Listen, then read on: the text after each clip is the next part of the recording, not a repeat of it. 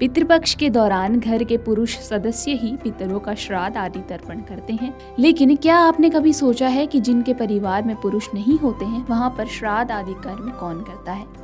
कुछ लोगों का मानना है कि इस प्रकार के कर्मों का अधिकार केवल पुरुषों का ही होता है, जिसके कारण कुछ लोग अपने पितरों का तर्पण ही नहीं कर पाते। आपको बता दें कि हमारा समाज पौराणिक काल से पुरुष प्रधान नहीं था। यदि आपने ध्यान दिया हो तो भगवान श्री राम जी से पहले माता सीता का नाम लिया जाता है और ठीक इसी प्रकार से भगवान श्री कृष्ण जी से पहले राधा जी का नाम लिया जाता है।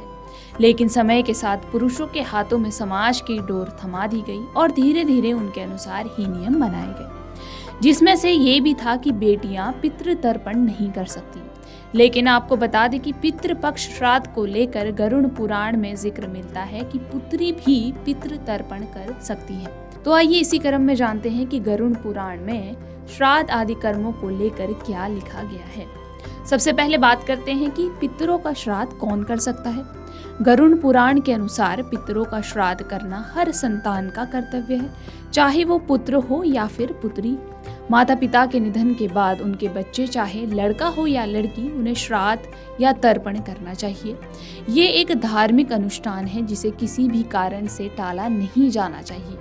ये मान्यता है कि बच्चे अपने माता पिता का हिस्सा होते हैं और दोनों में खून का रिश्ता होता है, इसलिए दोनों ही बच्चों को पितरों का श्राद्ध करने का अधिकार और कर्तव्य दिया गया है। श्राद्ध करने से पितरों को शांति मिलती है और उन्हें मोक्ष की प्राप्ति होती है।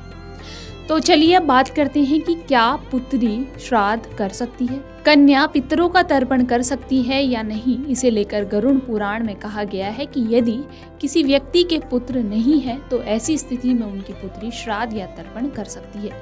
यही नहीं, एक बेटी बेटे को जन्म देने के बाद भी अपने पूर्वजों या मृत माता पिता का तर्पण कर सकती है। कहा जाता है कि पितर अपने पुत्र पुत्रियों और पौत्रों द्वारा किए गए श्राद्ध कर्म आदि को स्वीकार करते हैं, क्योंकि बेटियां भी परिवार का एक अहम हिस्सा होती हैं। इसलिए अपने पूर्वजों की आत्मा की शांति के लिए धार्मिक अनुष्ठान वो कर सकती हैं। तो चलिए अब जानते हैं कि क्या विवाहित बेटियां श्राद्ध कर सकती हैं। कई लोगों के मन में ये सवाल उठता है कि क्या एक शादीशुदा बेटी अपने माता पिता या अन्य पूर्वजों का श्राद्ध या तर्पण कर सकती है या नहीं। गरुड़ पुराण में इसका उल्लेख मिलता है कि विवाहित बेटियां श्राद्ध आदि कार्य कर सकती हैं। भले ही एक बेटी शादी करके दूसरे घर में चली जाए, लेकिन उसका अपना मूल परिवार से नाता हमेशा बना रहता है।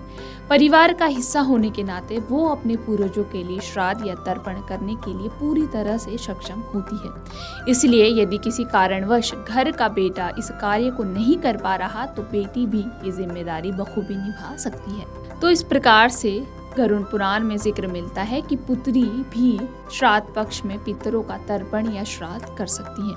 यदि आपके मन में वीडियो से संबंधित कोई प्रश्न है तो आप हमें कमेंट कर बता सकते हैं। धन्यवाद।